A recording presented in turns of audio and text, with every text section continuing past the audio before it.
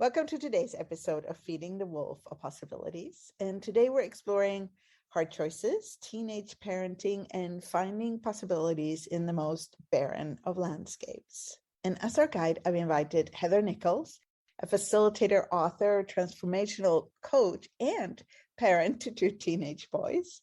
So welcome, Heather. Thank you so much for having me.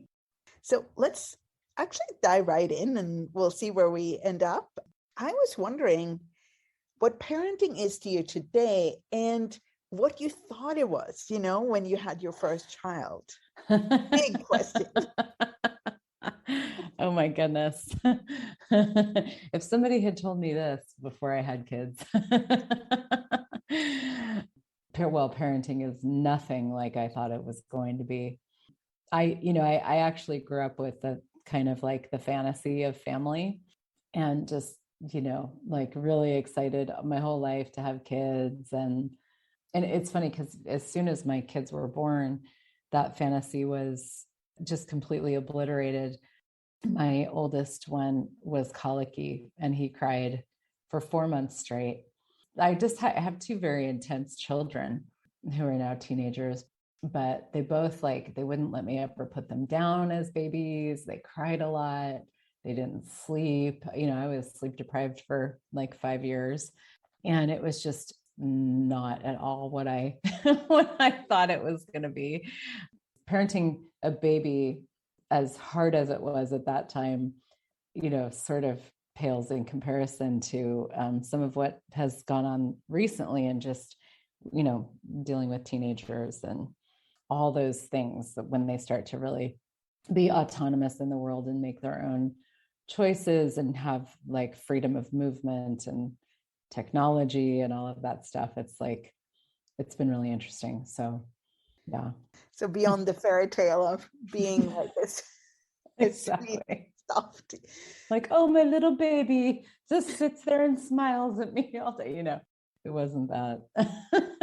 So somebody once told me that we get the kids that we can handle. So obviously you can handle a lot. That is actually true. I learned that from being a mom. I was, that was maybe the universe's way of showing me.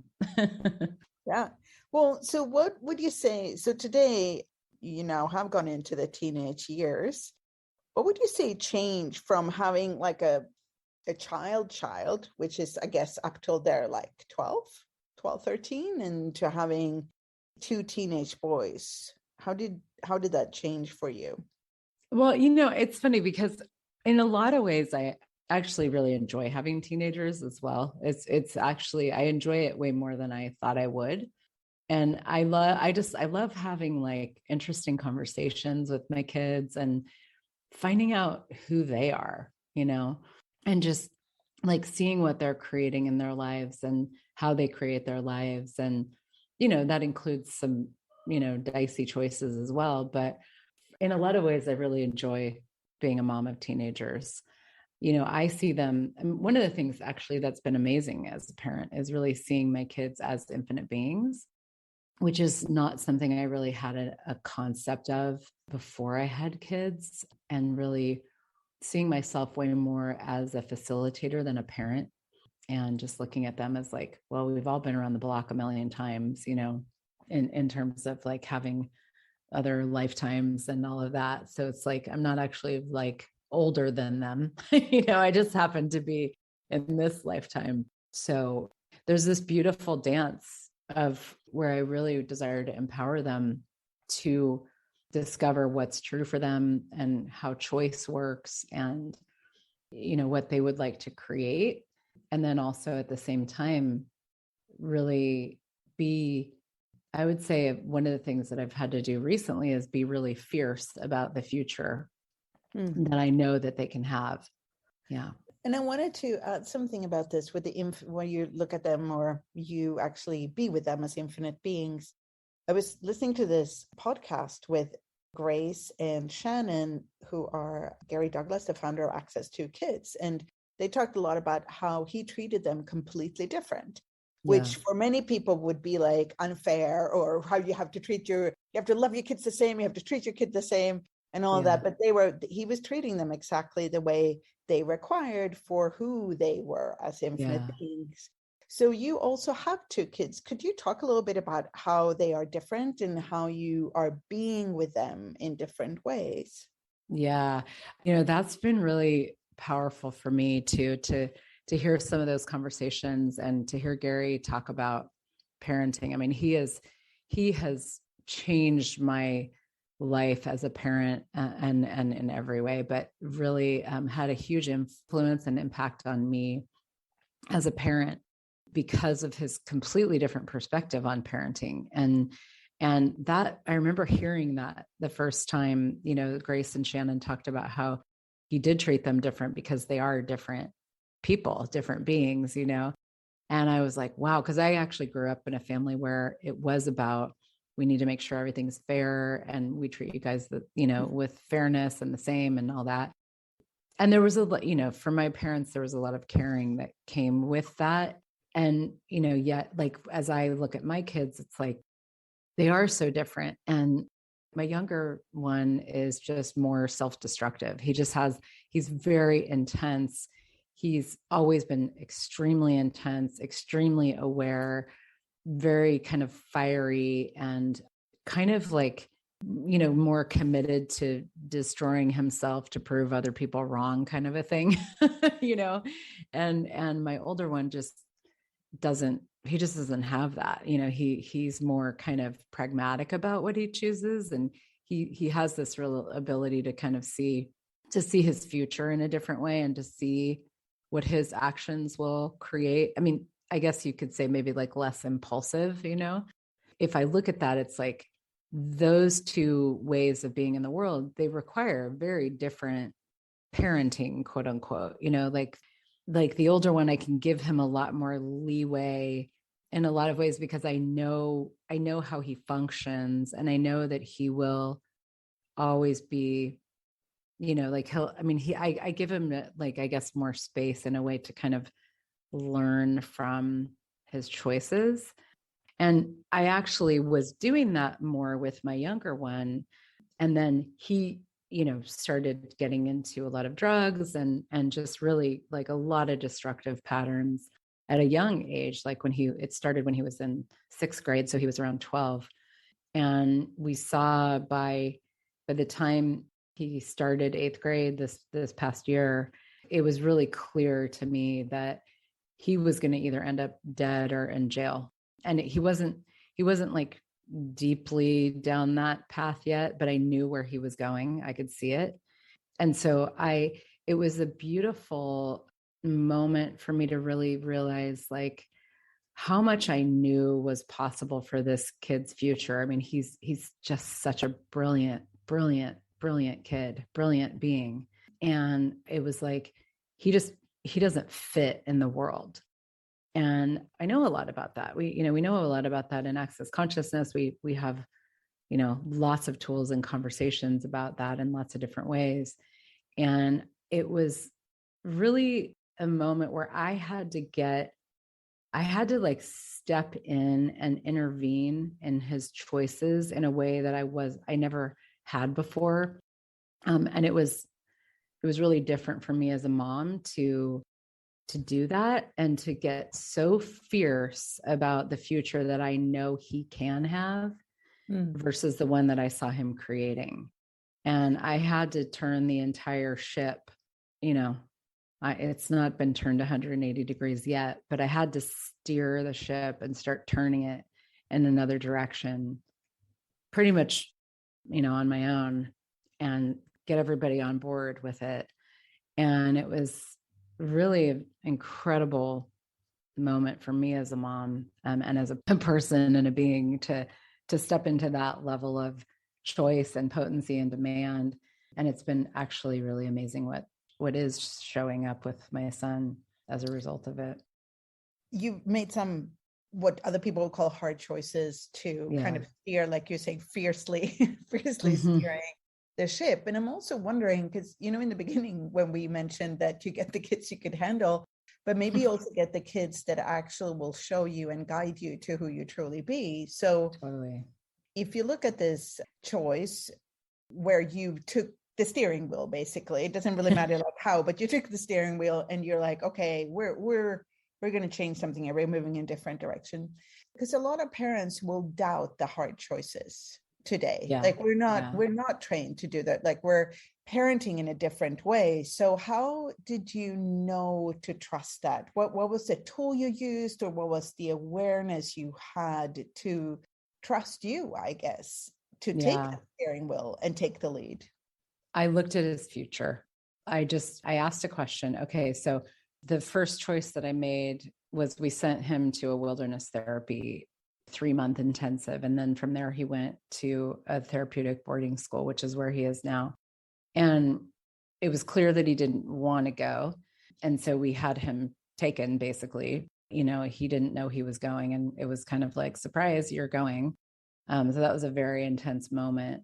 But, as we were moving in that direction, I just kept asking, okay, so if I do this, what will his future be like? Mm. And if I don't do this, what will his future be like? And, people listening may even have a sense of that energetically as I asked that question. But it was very clear that, like I said, it was going to be death or jail for him, or maybe both, or like, it was very clear that he was going to end up like so far down the rabbit hole that it would have been very difficult to change things if I didn't intervene dramatically and dynamically. And when I looked at, okay, so if I do this, what will his future be like? It was so expansive and so light and so like it was like, wow, like there's so much possibility there actually, and you mentioned like finding possibility in the most barren of landscapes. It's like, that was a moment of that for me where I went, this is actually a possibility. And he won't see it like that. And, for a while, his dad didn't see it like that. Like a lot of people around me didn't see it like that. Because as a parent, to make that choice, it's like, I didn't even really think about this because I just don't think like that. But a lot of people would look at it and go, well, that means I'm a bad parent. It means I failed. I can't send my kid away because that's something that parents do that don't want to deal with their kids, all these things, all these judgments about you as a parent and the kid. And I just was like, that's not my world. Like that, this doesn't mean anything about me. This is my stand for this kid's future, that right now I'm the only one in his life that's going to take the stand, and I'm going to take it. And I continue to, and it continues to be, there continue to be moments of where I actually really have to fight for what we're choosing and what we've done and what we're continuing, like the choices that still need to be made, to change the trajectory of where he's going.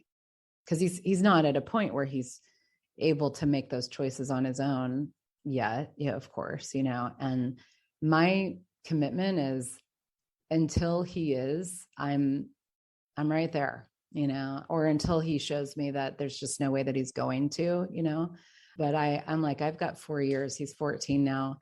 He doesn't legally get to make his own choices until he's 18. I have 4 years, and I'm like, I will continue to do this. And I find it also very clear that there's two ways. So kind of either you look at him like a problem that needs to be fixed, or you're looking at him as a possibility that you can encourage or support or expand. And absolutely. And that is really how you're describing it for you. And then, so you're also changing the whole way the world interacts with him now, because you're not trying to fix the problem. You are, or opening a possibility. Absolutely. And it's been so cool because, following the energy with all of this, we've ended up at a place like where he is right now. And his therapist is absolutely brilliant. I mean, absolutely brilliant. Like he's very in tune. He's very aware. He's very he's just basically like teaching him to be present with himself. and to recognize that how aware he is, how intuitive he is, how different he is, how brilliant that is, how brilliant he is, how, so much of what is going on in his world isn't even his. And so we really have ended up with an absolutely incredible therapist and team that are working with him. Because one of the things that has changed for me so much from Access Consciousness is knowing that, like, I'm not the one that's fucked up, it's like the world is not a conducive place for people that are as different as so many of us are. And, we all grow up thinking that we're the ones that are messed up, but it's not like, well, the world is messed up, but it's like the world just it's not conducive for people that have this much awareness and presence. And so many people, resort to drug addiction and, all these other things, the wrongness of them. And, that's what I facilitate, and what I live for myself. And so it's like, I see in front of me this incredibly brilliant kid being who has these amazing capacities that just are not met by the world. And what I see is, I do see possibility, and he sees it right now as a bit of a curse and a problem. And I see, wow, what this creature can be in the world, and what he can create in the world, and what he can have as a life for himself. It's magnificent, if he's really willing to go there. And that's what I want for him. And I also really, what becomes clear when you were speaking is that there is a difference between, being aware of possibilities and his capacities and potential, as it's called, and, say that all the time. But what you're combining it with is really the what is and what can be and what choice is required to steer in that direction. So it's a very clear, this choice creates awareness. Yeah, totally. Awareness does not create choice. It's this very like choice after choice after choice to change the direction. So I'm so grateful you came on and talked about this. And I wanted to end by, see if you had something, like if somebody is listening to this, is a parent to a teenager or a younger kid that is in that place of being very different and not really handling it well, and they're not really sure of, what to do, where to go. Do you have like a tool or a way, something they can start asking? How do they get clarity on what's required next? Well, I guess I would say that, in a lot of ways, everything is the opposite of what it appears to be, and nothing is the opposite of what it appears to be, as we say in Access. And, what we think, it's kind of like, if we look at the, what I had as a fantasy of parenthood, it was like, my kids are going to be so great and they're just going to love themselves and, like all these things. And I'm just going to love them. And I'm just going to, give them space to grow and learn and discover. And that was really not like, that's a strategy that works with my older son, but it doesn't work with my younger son. And like you said, you get what you can handle as far as your children, So if you are a parent and you're listening and you have a challenge, whatever it may be, with your child or children, it's like, recognize that you can handle it, and not only can you handle it, but your children chose you. And that has been such a huge piece for me with all of this, is like, he chose me as his mother. And so the best way for me to parent is based on what I know, not what I'm supposed to do, not what the right thing is to do, none of that, but it's what I know. And as long as I keep coming back to that and keep choosing from that and keep trusting that, me doing my best as a parent is trusting myself absolutely, and knowing what I know and knowing that I know. And that's in a way all I've got, but that's everything. what you know as a parent, what you know about your child, what you know about their future. It's everything. Trust it and have the courage to go with it, even if it means you have to be really different. That's beautiful. Thank you so much. And thank you so much for coming on and talking about this. Thank you so much for having me.